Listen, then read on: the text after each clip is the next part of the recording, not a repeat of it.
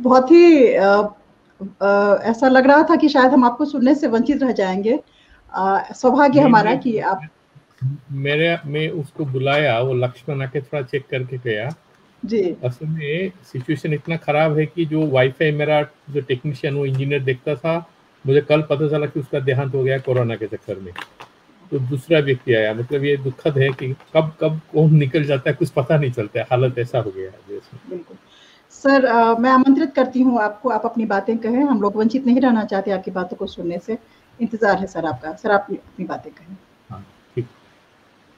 ओम पूर्णमदः पूर्णमिदं पूर्णात् पूर्णमुदच्यते पूर्णस्य पूर्णमादाय पूर्णमेवावशिष्यते।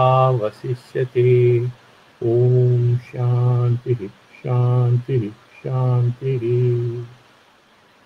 श्री गुरुभ्यो नमः। बहुत सुंदर आलोचना हो चुका है। एक तरह से माधव जी भी बताए सामाजिक और सांस्कृतिक परिप्रेक्ष्य में सीता जी किस किस रूप से अपना छवि को मतलब उपस्थापित करते हैं हमारे क्रिएटिविटी के जरिए, लोगों के सृजनशीलता के जरिए कैसे वो प्रकाशित होते हैं। और उसके बाद काफ़ी मतलब कंटेम्प्रेरी इश्यूज पे अभी चर्चा हुआ। मैं सोच रहा हूँ कि हम इस शुभ अवसर पर सीता जी के बारे में जितने सारे कल्पनाएं हैं उसका शास्त्रीय मूल क्या है उसके ऊपर थोड़ा सा कुछ बात रखूंगा। हम सब जानते हैं कि सीता जी बहुत लोगों के लिए बहुत तरह से प्रेरणा के उच्च बनी हुई हैं। उनको कुछ सामाजिक लेख लिखने वाले, शोध करने वाले नारी का असहायता का प्रतीक के रूप से इस्तेमाल करके सामाजिक संस्कार का जो आवश्यकता है उसके ऊपर बात करते हैं। ये एक तरह से वो जितना भी सैक्रिफाइस किए उनको मूल्य उन्हें नहीं दिया गया।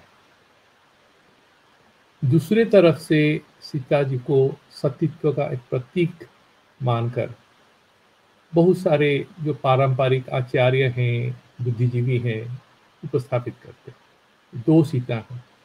और शास्त्रों में आप देखें तो ये जो सामाजिक चिंतन है उसका प्रभाव दिखाई देता है। शास्त्रों में भी दो सीता रामायण में, अलग अलग रामायण में कहीं कहीं पे एक जो पूत पवित्र सीता जी हैं जो साक्षात महालक्ष्मी रूपा हैं, साक्षात मूल प्रकृति रूपा हैं, वो लीला में भाग नहीं लेती हैं कुछ कुछ रामायणों में। बल्कि कौन भाग लेते हैं? भाग लेती हैं एक माया रूप, एक छवि, एक विवर्त, एक प्रोजेक्शन जो राम जी के साथ जाते हैं या लक्ष्मण रेखा को उल्लंघन करती हैं, रावण के पास जाते हैं वो लीला रचना के लिए। और जो शुद्ध पूत सीता फिर निर्गत होती हैं अग्नि से वहां से, क्योंकि अग्नि में ही छुपी हुई थी। क्योंकि अग्नि एक तरह से सत्यता का प्रतीक है। रोशनी जिसको हम कहते हैं, जो आलोक है वो ब्रह्म स्वरूप है, वो प्रकाश है। विष्णु भी यज्ञ को ही विष्णु को रूप माना था। विष्णु जी का कोई चतुर्भुज रूप नहीं था मीमांसकों की नजर में। तो वो शुद्ध पुत्र सीता जो है वो फिर उद्भासित होती है राम के सामने हो जाती है। अब हम सामाजिक और जो सांस्कृतिक जितने सारे रचनाएं हैं, जो सृजनशीलता है, बहुत सारे कविता लिखे गए हैं। कुछ लोग अभी उनके बारे में ऐसे कुछ जो न्यो फ्रॉइडियन या जो भी आप कह लीजिए मनस्तात्विक रूप से उनको प्रेजेंट करना चाहते हैं। अब हम एक संस्कृत विद्वान से मिले उड़ीसा में, वो 2 PhD किए हैं, प्रोफेसर भी थे, लेकिन वो कुछ उटपटांग चीज लिखते रहते हैं। हमें बताया कि मैं आपको प्रमाणित कर सकता हूँ कि सीता जी सोने का जेवर जो अपने गले से निकाल के क्यों फेंक दी थी जब पुष्पक में उनको लिया जा रहा था। तो वो रहती इसीलिए कि मैं तो सोने का लंका में जा रहा हूँ, ये छोटा चेन में लेके क्या है।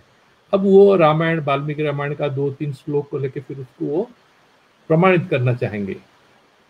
हर चीज में यही उनका मतलब, ऐसे बहुत लोग मानसिक आनंद लेते हैं।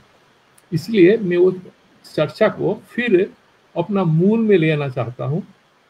एक बहुत दो मूल उपनिषद जो है, मौक्तिक उपनिषद में बहुत सारे लोग अभी कहते हैं राम सीता को कौन पूछता था, वो तो तुलसीदास के बाद शुरू हुआ है। ऐसे भी बहुत सारे सामाजिक शोधक हैं जो कहते हैं।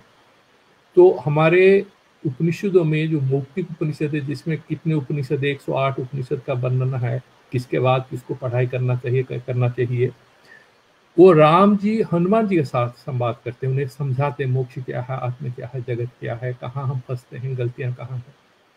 और जो सीतोपनिषद है, सीता जी के नाम पर जो उपनिषद है, जिसके ऊपर में कुछ शब्द रखूंगा, क्योंकि आज की शुभ तिथि पर उनका जो शास्त्रीय रूप है उसके बारे में थोड़ा अवगत होना या पुनर्स्मरण करना बहुत प्रयोजन है। बहुत मतलब इस समय से जिस तरह से हम गुजर रहे हैं, जो अनेक तरह का चर्चा होते हैं, इनका कोई मूल के बारे में कोई सचेतन होना नहीं चाहता।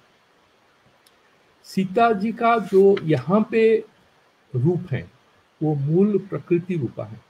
मैं सीधे उपनिषद से कुछ वाक्यों को आपको सुनाऊंगा। और सीता जी के दो रूप इस उपनिषद में कहे जाते हैं, और ये अथर्ववेद में है। और इसमें बहुत इंपॉर्टेंट श्लोक, इच्छा ज्ञानम क्रिया शक्ति त्रयम वद भाव साधनम तद ब्रह्म सत्य सामान्यम सीता तत्वम उपासमहि, ये मंगलाचरण है। वो सीता जी को मैं उपासना कर रहा हूँ, प्रणाम कर रहा हूँ। जो इच्छा ज्ञान क्रिया, ये जो तीनों शक्ति है जिसको हम एट्रीब्यूट करते हैं ब्राह्मण को, ब्राह्मण एक तरह से तो ये अध्यास के रूप से ये शक्तियां हमें उन्हें देते हैं, क्योंकि वो तो निर्विकार, निष्कल, निराकार, उनमें निर्गुण, उसमें कुछ है नहीं। ये सब अध्यारोप अपवाद करके पहले तो हम उनके ऊपर अध्यारोप करके उनके ऊपर ध्यान करते हैं, क्योंकि ब्राह्मण के ऊपर किसी के ऊपर आप ध्यान करेंगे तो कोई एक ध्येय वस्तु होगा, और ब्राह्मण से हम लोग और हमारा चेतना अलग नहीं है, तो हम कैसे ध्यान कर पाएंगे। इसलिए एक ध्येय वस्तु का परिकल्पना करते हैं, जैसे सालग्राम में विष्णु बुद्धि करते हैं, ओंकार का उपासना करते हैं, प्रणव उपासना करते हैं, क्योंकि प्रणव नाद रूप से ब्राह्मण का रिप्रेजेंट करता है, हमारे सामने उपस्थापित होता है। तो माँ सीता जी को ज्ञान, इच्छा और क्रिया शक्ति जो तीन है, और पूरा भाव साधन, मतलब जितने सारे सृष्टि हम देख रहे हैं उसका साधन, जो शक्ति है जिसके माध्यम से ये सृष्टि हमारे सामने दिखती है, वो माँ सीता है। ऐसा परिकल्पना है, कितना कितना सूक्ष्म है। और इसको समझने के लिए बहुत स्थूल बुद्धि से काम नहीं चलेगा, सूक्ष्मता की ओर बढ़ना पड़ेगा। और ब्रह्म सत्ता सामान्य, जो जिसको शंकराचार्य जी हमारा गीता भाष्य में कहते हैं, घटसन पटसन, घट है पट है, सब व्यभिचारी हैं वस्तुआं, किताब है किताब नहीं, हम हैं कल नहीं रहेंगे। लेकिन जो सत्ता सामान्य है, हर जगह पे हम हैं जोड़ते हैं, वो जो ईजनेस कहते हैं, जो एग्जिस्टेंस सत्ता रूप है, वो अव्यभिचारी है, वो हर जगह रहता है। वस्तु बदल जाते हैं, रूप बदल जाते हैं, उनके गुण बदल जाते हैं। जो अस्थि भाति रूप है वो बदलता नहीं है, अस्थि रूप रहता है, अस्तित्व रहता है, और उसका स्फुरण से वो हमें भान होता है साक्षी चैतन्य के माध्यम से, जो वेदांत वाक्य है। और इसमें दो तीन चीजें हैं। तो एक है जो सीता जी हैं वो स और ईकार और ता, इसको जैसे उन्होंने समझाया है, ईकार रूपीणी सोमामृत, तो सोम और अग्नि दो रूप रहते हैं। सीता इति त्रिवर्णात्मा साख्यान मायामयी भवेत विष्णु प्रपंच बीजम त माया ईकार उच्यते। तो सीता शब्द से ही बताया जा रहा है कि हमारे वेदांत में ब्राह्मण अपने आप में परिवर्तित नहीं होता है, वो तो विशिष्ट द्वैत में द्वैत में होता है, लेकिन सांख्य में परिणामवाद है। जैसे दूध दही हो जाता है, दही फिर इसमें मक्खन, मक्खन से फिर घी, वो रूपांतर होता है। लेकिन ब्राह्मण हमारे वेदांत में निष्कल निराकार है और पूर्ण ही रहता है, इसलिए हम कहते हैं पुण्यमिदम पुण्यमदः। हर वक्त वो पूर्ण ही रहता है, उसमें विकार नहीं है, निर्विकार है। तब फिर सृष्टि कैसे बनता है? सृष्टि हम देखते हैं अविद्या के कारण ऐसे दिखता है, ये कहता है वेदांत। तो ये जो है माया रूपमयी है और योगमया शक्ति है, जिसके माध्यम से ये सृष्टि हमारे सामने आता है, सृष्टि दिखती है। अब ये सृष्टि आप देखेंगे, जैसे मिट्टी से हम लोग घड़ा बनाए, तो घड़ा का जब तोड़ देंगे नष्ट हो जाएगा घड़ा, फिर मिट्टी में ही रूपांतरित हो जाएगा। तो कार्य अपना कारण रूप को फिर पुनः प्राप्त करता है। इसलिए उत्पत्ति स्थिति संहार कारिणी सर्वदेही नाम सीता भगवती ज्ञेया मूल प्रकृति संहिता। उनका संज्ञा क्या है, कैसे उनको डिफाइन करें? वो मूल प्रकृति है। और पुरुष और प्रकृति सांख्य में अलग अलग है, वो रेलवे ट्रैक के जैसा है। पुरुष के सन्निधि में आकर प्रकृति सृष्टि करती है, और बाद में पुरुष अपने ऊपर अध्यास को भोगते हुए हर चीज का भोग करना चाहता है, फिर बाद में सोचता मैं ये सब नहीं हूँ, मैं कहाँ फंस गया, फिर उसकी मुक्ति होती है सांख्य भाषा में। अब यहाँ पे मूल प्रकृति संहिता कह रहे हैं उपनिषद में, वो सांख्य का भाषा नहीं, यहाँ पे कह रहे हैं कि जो पुरुष प्रकृति है वो संपूर्ण अलग अलग नहीं है। शक्ति और शक्तिमान, बिजली का जो लाइट है वो बिजली बल्ब से आप अलग नहीं कर सकते हैं। जैसे वायर्स जा रहे हैं, उसके अंदर जो बिजली है वो दिखेगा भी नहीं, लेकिन उससे हम अलग नहीं कर सकते हैं, बिजली का परिकल्पना हो नहीं सकता है। ऐसे ही पुरुष प्रकृति ब्रह्म और जो उनके जो शक्तियां हैं जिसके माध्यम से सब प्रकाशित होता है हमारे सामने, वो अभिन्न है। भिन्न किस तरह से है? हाँ, एनालिटिकल डिस्टिंक्शन है, फंडामेंटली एक एव। एंड देयरफॉर कैसे उसको बता रहे हैं? प्रणवत्वात् प्रकृति रीति वदन्ति ब्रह्मवादिनः, क्योंकि ये नाद रूप ब्रह्म रूप है माँ सीता जी। और सबसे अच्छा चीज है कि कभी कभी हम जो पुराणों में ज्यादा फंस जाते हैं, तो कभी कभी हमारा नजर हट जाता है जो परमार्थिक सत्य है, इसलिए बीच बीच में उपनिषद में घुसना चाहिए। और ये जो सीता उपनिषद है, मुझे लगता है ब्रह्मसूत्र वादरायणी जी का रचना काल के बाद हुआ होगा, क्योंकि इसमें एक वाक्य है, अथा तो ब्रह्म जिज्ञासा इति च सर्ववेदमयी सर्वदेवमयी सर्वलोकमयी सर्वकीर्तिमयी सर्वधर्ममयी सर्वधारकार कार्य कारणमयी महालक्ष्मी ही।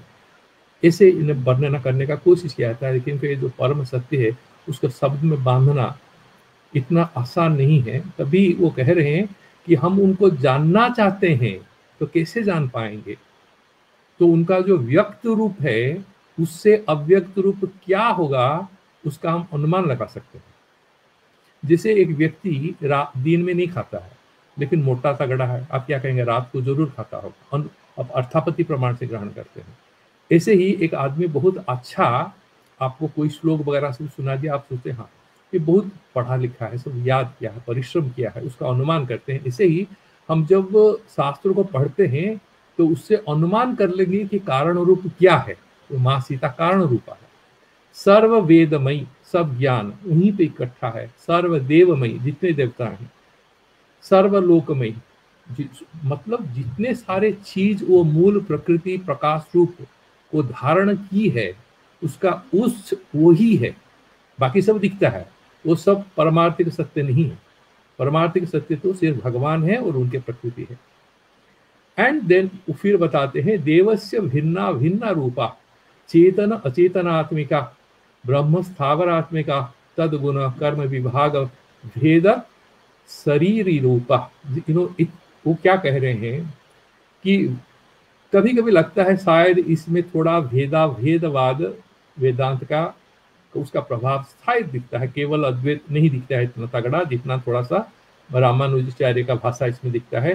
जड़ और चेतन जितने सारे हम देखते हैं, ब्रह्म स्थावरात्मिका और कर्म विभाग, जितने सारे अलग अलग शरीर से लोग हैं, पुरुष हैं, नारी हैं, बच्चे हैं, बूढ़े हैं, एक दूसरे से अलग दिखते हैं।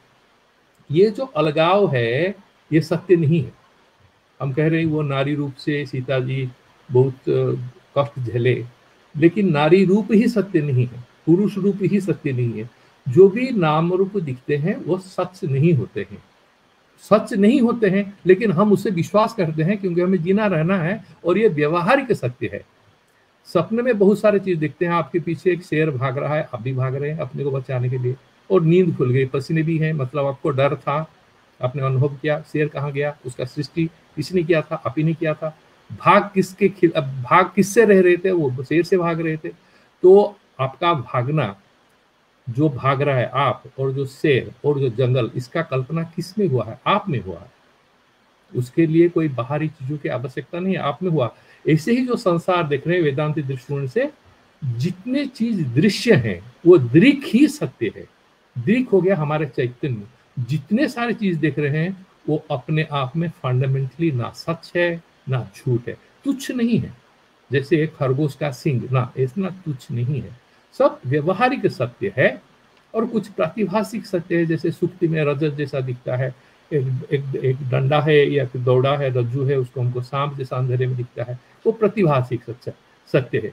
तो ये सब सर्वव्यापकता, ऑल परवेडिंग नेचर ऑफ माँ सीता एज मूल प्रकृति, ये उपनिषद कहता है, सर्वव्याप्त है। तो ब्राह्मण से संपूर्ण रूप से भिन्न नहीं है, एक ही चीज है, उन्हीं का एक रूप है, एक एस्पेक्ट है उनके। फिर उसके बाद शक्ति रूप जो है, हम शक्ति कह दिए उनको, तो शक्ति का फिर हम परिकल्पना करेंगे, उसका छवि लाएंगे। सा देवी त्रिविधा भवती शक्ति आसना इच्छा शक्ति ही क्रिया शक्ति ही साक्षात शक्ति रीति। तो फिर उनको विभाजित करते हैं फिर हमारे दिमाग के लिए, क्योंकि वो स्थूल दिमाग है, समझ नहीं पाएंगे अति सूक्ष्म वस्तु को। फिर जो श्रुति भगवती, हम जो भगवान मतलब वेद को तो माता मानते हैं, उपनिषद को हम लोग माँ मानते हैं, वो श्रुति भगवती हमें बताती है, धीरे धीरे बच्चों को समझाती है कि वो जो शक्ति है, आप उसको समझने के लिए उनको थोड़ा विभाजित करके समझो कि वो इच्छा शक्ति रूप से, कभी क्रिया शक्ति रूप से, कभी साक्षात शक्ति यानी ज्ञान शक्ति का, स्मरण शक्ति मात्र से जो एक प्रयास करते हैं और सब सृष्टि होता है, जैसे 3 प्रकार के हैं। और उसमें जो सोमात्मिका शक्ति है, उससे जितने भेषज पैदा हुए हैं, जितने औषध पैदा होते हैं, मतलब वो सर्व प्राणी का पालन वो करती है। कौन करती है? मूल प्रकृति, और सीता है वो। और विशेष काल, वही काल रूप भी है, बड़े इंटरेस्टिंग है। सकल भुवन प्रकाशिनी दीवा च रात्रिश्च, वही दिन रात रूप से प्रकाशित हो रहे हैं। मतलब जितने सारे चीज हमारे दृश्य हैं, ये सब दृश्य पदार्थ प्रभावित है और नियत है किनसे? वो मूल प्रकृति से, परम उच्च से, वो माँ सीता है। और आज सीता नवमी है, ये चीज को हम याद करके एक तरह से हमारा पुण्य ही हो रहा है। श्री देवी त्रिविधम रूपम कृत्वा भगवत संकल्प अनुपुण्येन लोक रक्षणार्थम रूपम धारयति। ऐसे कोई रूप लेने में उन्हें कोई आग्रह नहीं है कि हमें जनक जी से पैदा होना है, बहुत सुंदरी देवी जैसी लगना है, उन्हें कोई आग्रह नहीं है। ये हमारे रक्षण के लिए श्री देवी त्रिविधम रूपम, वो श्रीदेवी महालक्ष्मी 3, 4, 5 अनेक रूप ले सकती है। भगवत संकल्प अनुगुण्येन, भगवत संकल्प मतलब जो परम ब्रह्म, जो संकल्प हम, ये भी सब अध्यसित है। लोक रक्षणार्थम रूपम धारयति श्री इति लक्ष्मी इति लक्ष्यमाण भवति इति विज्ञायते। तो फिर वो विभिन्न रूप से, कुछ लोग वरलक्ष्मी का पूजा करते हैं, तो यहाँ पे लक्ष्मी का रूप वो धारण करती है, क्योंकि भूदेवी सागरांभ सप्तद्वीपा वसुंधरा भूरादि चतुर्दश, जितने सारे लोग यहाँ पे 14 लोग जो हैं, सबका धारण पालन पोषण वो माँ सीता मूल प्रकृति रूप बनकर सबके पीछे रहकर अपने संकेत से, वो कोई मेहनत नहीं करती है, क्योंकि कोई आदमी नहीं है, कोई जीव नहीं है, वो परम शक्ति रूपा है, ब्रह्म से अभिन्न है। तो उनके संकेत से हर चीज नियत रूप से परिपालित होता है। क्रिया शक्ति हरे मुखात नादः तत्नादात बिंदु बिंदु ओंकार ओंकारात परतः राम वैखानसः पर्वतः। अब ओंकार की बात कर रहे हैं, वो क्रिया शक्ति कैसे है?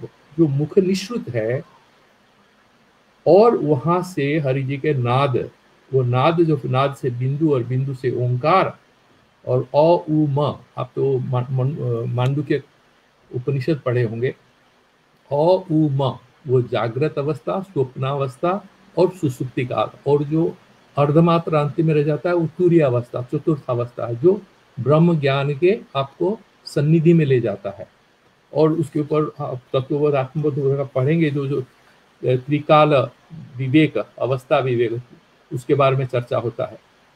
और इसमें वो कह रहे हैं कि जितने सारे ओंकार है वो जब फिर एक्सपैंड कर जाता है, वही चतुर्वेद में प्रकाशित होता है। इसलिए ओंकार वाग शक्ति जो है, वो जितने सारे शास्त्र भाषा, जितने बिना भाषा का जगत भी नहीं है, संसार भी नहीं है। हम जो बात कर रहे हैं किससे कर रहे हैं? भाषा से। भाषा कहाँ से आएगा? और बृहदारण्यक उपनिषद में उसका चर्चा है। ढोल का शब्द और शब्द सामान्य में फर्क है। बिना शब्द सामान्य का ढोलक का शब्द, हारमोनियम का शब्द का कोई अर्थ नहीं है। एक शब्द सामान्य पहले होना चाहिए। ऐसे ही जो वाक सामान्य है वो ओंकार, उससे बाकी सब, पहले नाद हुआ, नाद से बिंदु, बिंदु से ओंकार, ओंकार से परतः हर चीज, इतने सारे और त्रयमय जो ऋग यजुः सामरूपा त्रयी इति प्रतिपरिकीर्तिता। और उसके बाद वर्णना है इस उपनिषद में बहुत लंबा कि कैसे कैसे बाकी सब चीजें बनने।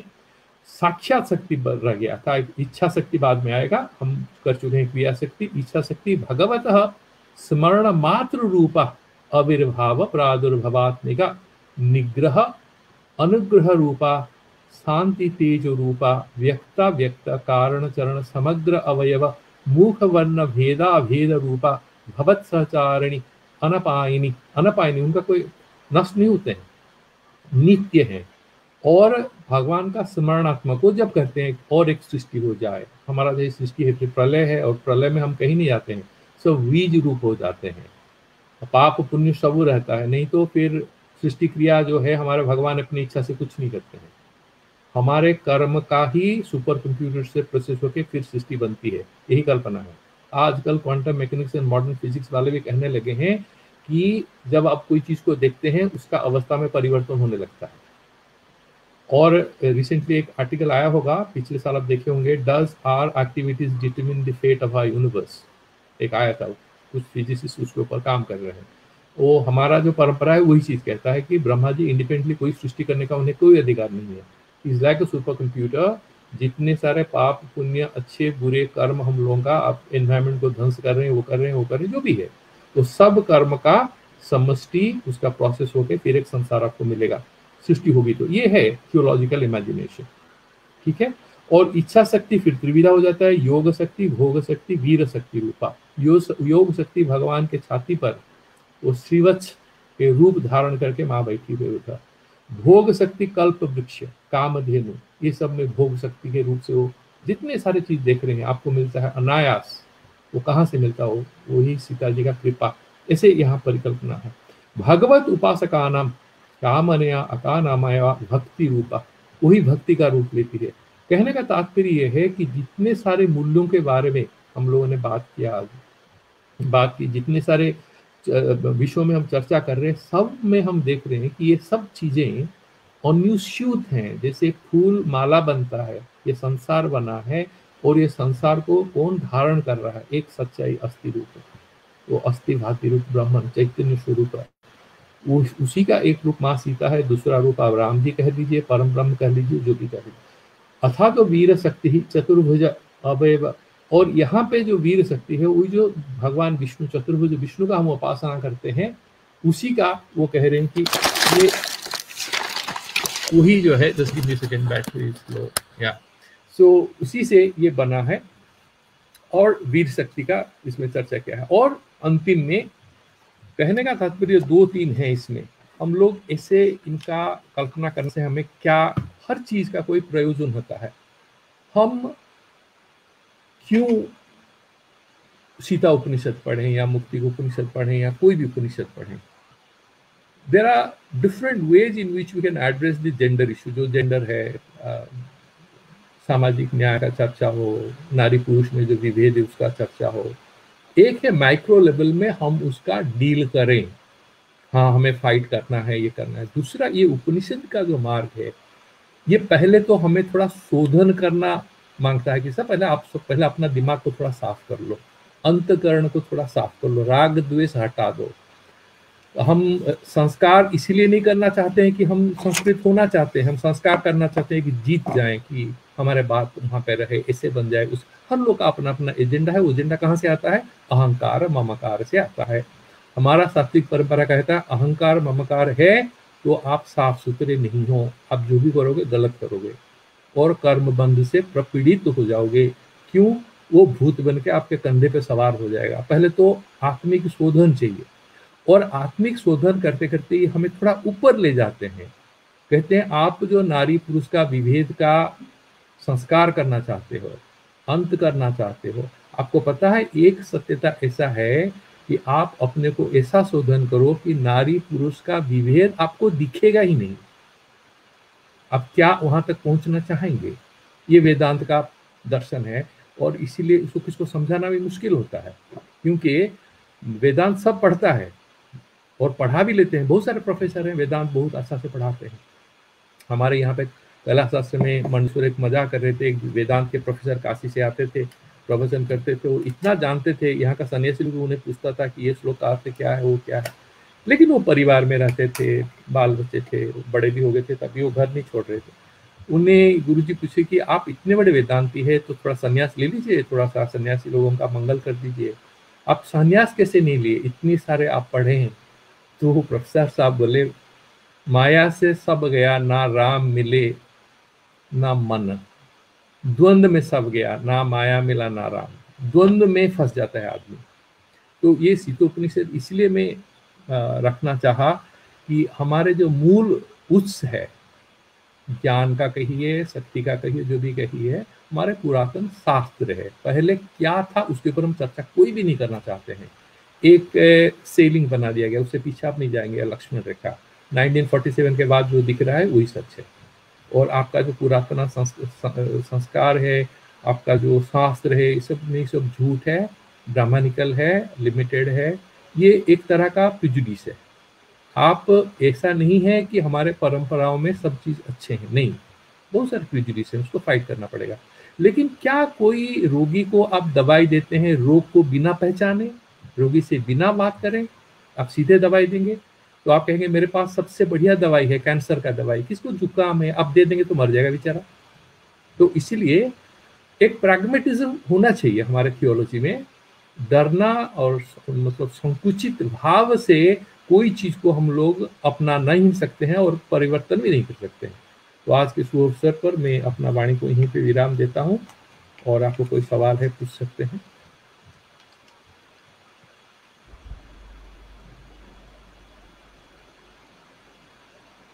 बहुत बहुत धन्यवाद आपका। आपने इतने विद्वत, मेरे ख्याल से सीतोपनिषद बिल्कुल एक नई बात है। परिमार्जन की जो बात आपने कही, अहंकार को हटाने की बात कही, अगर हम लोग उपनिषद से और जो विद्वत धारा है उससे ये भी सीख लें तो बहुत बड़ा जो है, एक बहुत बड़ी उपलब्धि होगी। शायद सन्मार्ग पे चल पाएँ। मेरे ख्याल से सीता जो है वह सन्मार्ग पे चलने का दूसरा नाम है, हमें जैसा लगता है। बहुत बहुत धन्यवाद आपका। अब हम लोग फिर